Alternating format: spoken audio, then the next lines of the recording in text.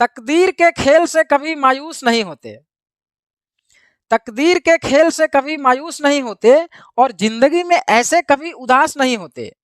हाथों की लकीरों पर विश्वास मत करना, क्योंकि तकदीर तो उनकी भी होती है जिनके हाथ नहीं होते। Hello friends, welcome to Maths Bros और यूट्यूब चैनल। और आज हम लोग पढ़ेंगे वन्य जीव संरक्षण क्षेत्र के बारे में, जिसमें 3 प्रकार के क्षेत्र आते हैं।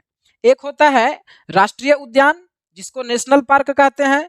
दूसरा वन्य जीव अभयारण्य, जिसको वर्ल्ड लाइफ सेंचुरी कहते हैं। और तीसरा जैव मंडल आरक्षित क्षेत्र, जिसको बायोस्फीयर रिजर्व कहते हैं। और यहाँ से कई प्रकार के क्वेश्चन एग्जाम में पूछे जाते हैं, जैसे सबसे पहला नेशनल पार्क कौन है, सबसे बड़ा नेशनल पार्क कौन है, सबसे छोटा नेशनल पार्क कौन है, टाइगर मैन किसे कहा जाता है, टाइगर स्टेट किसे कहा जाता है, बफर जोन क्या होता है, ट्रांजिशन जोन क्या होता है ना। तो आज हम तीनों प्रकार के क्षेत्र के बारे में पहले जानेंगे, उसके बाद कुछ इंपॉर्टेंट पॉइंट है इसको याद करेंगे, और फिर अगले वीडियो में हम आपको कौन सा नेशनल पार्क कहाँ पर है ये ट्रिक से याद करवाएंगे। ऐसा बेहतरीन टेक्निक बताएंगे कि 1 से 2 बार अगर आप उस वीडियो को देखेंगे तो सारा नेशनल पार्क याद हो जाएगा कि कौन सा नेशनल पार्क कहाँ है। तो आज सबसे पहले तीनों प्रकार के एरिया के बारे में बात करते हैं। तो देखिए, सबसे पहला पॉइंट है, भारत में विश्व के लगभग 5% वन्य जीव निवास करते हैं। पूरे विश्व में जितने प्रकार के वन्य जीव है उसका 5% केवल भारत में निवास करता है। तो अगर 5% केवल भारत में निवास करता है, इस नाते भारत सरकार का ये दायित्व बनता है कि वो उसे संरक्षण प्रदान करे। तो जब देखा गया कि दिन प्रतिदिन जंगल में रहने वाले जीवों की संख्या घटती जा रही है, तो भारत सरकार के द्वारा एक अधिनियम लाया गया, और उस अधिनियम को कहते हैं वन्य जीव संरक्षण अधिनियम 1972।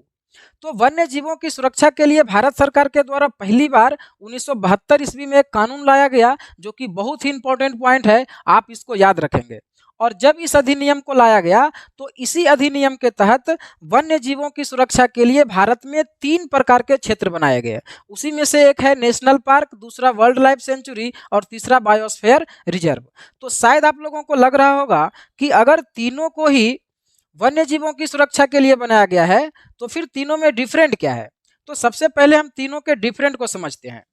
देखिए, सबसे पहले राष्ट्रीय उद्यान में यानी नेशनल पार्क में सभी प्रकार के जीवों का संरक्षण समान रूप से किया जाता है। जो भी जीव नेशनल पार्क में है, चाहे वो कोई जानवर हो, पेड़ पौधे हो, कोई वनस्पति हो, सभी को समान रूप से संरक्षित किया जाता है। जबकि आप यहाँ पर देखेंगे वन्य जीव अभयारण्य में इसमें कोई एक प्रजाति या किसी विशेष प्रकार के जीवों का संरक्षण किया जाता है। तो कुछ बेसिक डिफरेंट है जिसको केवल समझ करके रखना है। हमें 100% केवल उसी पॉइंट को याद रखना है जहां से क्वेश्चन आता है। तो तीनों में क्या बेसिक डिफरेंट है इसको केवल समझना है। तो नेशनल पार्क में हम लोग देखें कि सभी प्रकार के जीवों का संरक्षण समान रूप से किया जाता है और इसकी सीमा स्पष्ट होती है और किसी भी मानवीय गतिविधि की अनुमति नहीं होती है। नेशनल पार्क का सीमा जो है वो स्पष्ट होता है कि ये वाला एरिया जो है ये नेशनल पार्क का है और इसके अंदर नहीं जाना है तो नहीं जाना है। तो नेशनल पार्क का सीमा स्पष्ट होता है और इसमें आने जाने की अनुमति नहीं होती है। और भारत में अगर बात करें वर्तमान में तो इसकी संख्या 105 है। कुल 105 नेशनल पार्क अभी भारत में है। अब अगर बात करें वन्य जीव अभयारण्य की, तो इसमें कोई एक प्रजाति या किसी विशेष प्रकार के जीवों का संरक्षण किया जाता है और इसमें मानवीय गतिविधि की अनुमति तो होती है पर सीमा स्पष्ट नहीं होती। आप इसके अंदर आ जा सकते हैं लेकिन इसका बाउंड्री क्लियर नहीं रहता है कि कहाँ तक है। ठीक है। और वर्तमान में अगर बात करें तो भारत में इसकी संख्या 532 है। इसके बाद अगर जैव मंडल आरक्षित क्षेत्र का बात करें, जिसको बायोस्फीयर रिजर्व कहते हैं, तो यह एक बहुत बड़ा क्षेत्र होता है जिसके अंतर्गत राष्ट्रीय उद्यान और वन्य जीव अभयारण्य भी आते हैं। ये एक बहुत बड़ा एरिया होता है। आप इसको समझिए कि ये एक बहुत बड़ा जंगल का क्षेत्र होता है जिसके अंतर्गत वन्य जीव अभयारण्य भी आता है और नेशनल पार्क भी आता है। और क्योंकि ये एक बहुत बड़ा एरिया होता है तो इसके एरिया को 3 भागों में डिवाइड किया गया है। इसको थोड़ा सा समझना है। मान लिया जाए अगर ये वाला एरिया जैव मंडल आरक्षित क्षेत्र का है तो इसके बाहर का जो भाग है चारों तरफ का, इसको कहते हैं संक्रमण क्षेत्र या ट्रांजिशन जोन। ठीक है। बाहर वाले एरिया को कहते हैं ट्रांजिशन जोन और इसके बाद यानी बीच वाला जो एरिया है इसको कहते हैं मध्यवर्ती क्षेत्र या फिर बफर जोन, है ना। तो ये हुआ ट्रांजिशन जोन, ये हुआ बफर जोन, और इसको कहते हैं कोर जोन, है ना, कोर क्षेत्र। तो इस प्रकार से क्वेश्चन पूछा जाता है कि बाहर वाले भाग को क्या कहते हैं, बीच वाले भाग को क्या कहते हैं, अंदर वाले भाग को क्या कहते हैं। तो ट्रांजिशन जोन, बफर जोन और कोर जोन, है ना।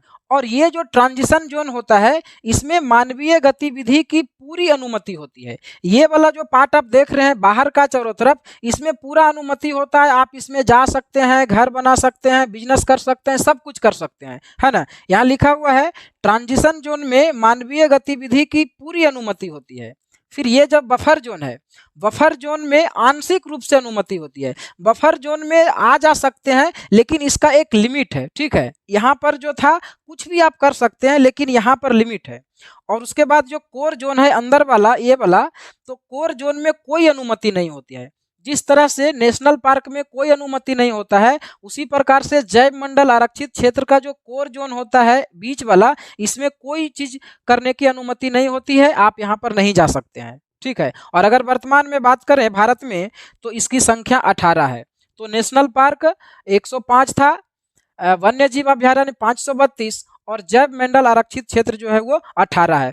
तो तीनों में डिफरेंट को केवल समझ करके रखना है। और ये जो जैव मंडल आरक्षित क्षेत्र है, ये एक बहुत बड़ा एरिया होता है, जिसके अंतर्गत नेशनल पार्क और वर्ल्ड लाइफ सेंचुरी दोनों आते हैं, ठीक है। इसको आप यहाँ पर बहुत अच्छे से समझ सकते हैं कि अगर ये मान लिया जाए ये टोटल एरिया जैव मंडल आरक्षित क्षेत्र का है, तो इसके अंतर्गत नेशनल पार्क भी आते हैं और इसके अंतर्गत जो है वर्ल्ड लाइफ सेंचुरी भी आते हैं। यहाँ जो काला वाला बाउंड्री है, ये जैव मंडल आरक्षित क्षेत्र का है, टोटल जैव मंडल आरक्षित क्षेत्र है। और ये जो ग्रीन वाला है, ये नेशनल पार्क का है ना। और ये जो ब्लू वाला है, ये वन्य जीव अभ्यारण्य का है। तो यहाँ पर हम लोग क्या देख पा रहे हैं कि जैव मंडल आरक्षित क्षेत्र के अंतर्गत दोनों आते हैं। इसके बाद जो नेशनल पार्क है, ये अलग से भी हो सकता है और ये वर्ल्ड लाइफ सेंचुरी के अंदर भी आ सकता है। मतलब ये वाला इसके अंदर आ सकता है और ये दोनों जो है उसके अंदर भी रह सकता है। तो इसको ध्यान से समझना है।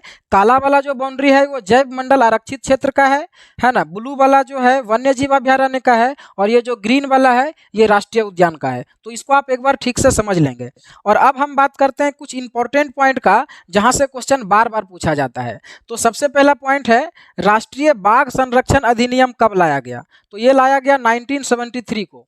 यहाँ पर हम लोग देखे थे कि वन्य जीव संरक्षण अधिनियम 1972 को लाया गया और इसके अगले ही साल बाघ को सुरक्षा प्रदान करने के लिए बाघ संरक्षण अधिनियम लाया गया 1973 को। और फिर इसके अगले साल 1974 में मगरमच्छ संरक्षण अधिनियम को लाया गया, ठीक है। और फिर राष्ट्रीय हाथी संरक्षण अधिनियम कब लाया गया, तो 1992 को। ये सारा पॉइंट आपको याद रखना है, ठीक है। उसके बाद राष्ट्रीय गिद्ध संरक्षण अधिनियम लाया गया 2006 में। 2006 में देखा गया कि गिद्ध की संख्या जो है बहुत कम हो गया है, तो इसके सुरक्षा के लिए एक अधिनियम लाया गया 2006 में, ठीक है। और गिद्ध को लेकर के यूपीएससी में क्वेश्चन पूछा गया था कि धीरे धीरे करके जो गिद्ध की संख्या में कमी होती जा रही है, इसका क्या कारण है, मेंस में पूछा गया था। तो देखिए क्या होता है कि जो दुधारू पशु है, जो दूध देता है, गाय है या भैंस है, तो ज़्यादा दूध देने के लिए इंजेक्शन दिया जाता है। तो इंजेक्शन से ज़्यादा दूध तो मिलता है, लेकिन धीरे धीरे करके उस गाय या भैंस का जो शरीर का मांस है वो एक जहर बन जाता है और बाद में जब वो मर जाता है तो उसको फेंक दिया जाता है और उसी के मांस को जब गिद्ध खाता है तो गिद्ध की मृत्यु हो जाती है। तो जो मेन कारण था गिद्ध की संख्या में कमी होने का, वो यही था। तो ये क्वेश्चन पूछा गया था और इंजेक्शन का नाम भी पूछा गया था कि कौन सा इंजेक्शन दिया जाता है। तो जो इंजेक्शन दिया जाता है गाय या भैंस को ज़्यादा दूध देने के लिए, उस इंजेक्शन का नाम है डाइक्लोफेनॉल। और उसी इंजेक्शन से जो है उसका मांस जहर बन जाता है और उसी जहर को खाने से गिद्ध का मृत्यु हो जाता है, ठीक है। तो राष्ट्रीय गिद्ध संरक्षण अधिनियम कब लाया गया, 2006 में। फिर है गंगा नदी डॉल्फिन संरक्षण अधिनियम। गंगा नदी में जो डॉल्फिन मछली है उसमें भी कमी होता जा रहा था, तो उसको सुरक्षा के लिए एक फिर अधिनियम लाया गया, ये लाया गया 2009 में, ठीक है। तो ये सभी पॉइंट को आपको याद रखना है। इसके बाद कुछ और इम्पोर्टेंट पॉइंट है जो नेशनल पार्क को लेकर के है। जैसे सबसे पहला नेशनल पार्क भारत का जो सबसे पहला नेशनल पार्क है वो है जिम कॉर्बेट नेशनल पार्क, जो कि उत्तराखंड में है, और इसको पहले हैली नेशनल पार्क के नाम से जाना जाता था। तो अगर ऑप्शन में जिम कॉर्बेट नहीं दे करके अगर हैली नेशनल पार्क दे तो कंफ्यूज नहीं होना है। सबसे पहला नेशनल पार्क था हैली नेशनल पार्क, उसी का नाम बदल करके जिम कॉर्बेट नेशनल पार्क किया गया। ठीक है, तो आप इसको याद रखेंगे। उसके बाद है सबसे बड़ा नेशनल पार्क। भारत का जो सबसे बड़ा नेशनल पार्क है वो है हेमिस नेशनल पार्क, है ना, और इसका जो क्षेत्रफल है वो 44,000 वर्ग किलोमीटर है। तो सबसे बड़ा national park Hemis national park है और ये लद्दाख में है। ठीक है, तो कौन सा नेशनल पार्क कहाँ है ये तो हम आपको अगले वीडियो में ट्रिक के माध्यम से यूं याद करा देंगे। अभी यहाँ पर जो इंपॉर्टेंट पॉइंट है उसको आप समझेंगे। ठीक है, तो सबसे बड़ा नेशनल पार्क है हेमिस नेशनल पार्क, जिसका एरिया 44,000 वर्ग किलोमीटर है। और फिर सबसे छोटा नेशनल पार्क अगर पूछे भारत का तो यह है साउथ बटन नेशनल पार्क, है ना। साउथ बटन नेशनल पार्क है जो कि अंडमान निकोबार में है और ये सबसे छोटा है। इसका एरिया है 0.03 वर्ग किलोमीटर, बहुत छोटा है। ठीक है, इसके बाद और क्वेश्चन है, जैसे टाइगर स्टेट किसे कहा जाता है, कौन सा स्टेट को टाइगर स्टेट कहा जाता है, तो ये मध्य प्रदेश को कहा जाता है। और मध्य प्रदेश से क्वेश्चन ये भी पूछा जाता है कि भारत में सबसे ज़्यादा नेशनल पार्क किस राज्य में है, तो मध्य प्रदेश में सबसे ज़्यादा नेशनल पार्क है। और टाइगर रिजर्व भी, जो टाइगर रिजर्व है बाघ को सुरक्षा देने के लिए, वो भी सबसे ज़्यादा मध्य प्रदेश में है, इसीलिए इसको टाइगर स्टेट भी कहा जाता है। ठीक है, नेक्स्ट है टाइगर मैन।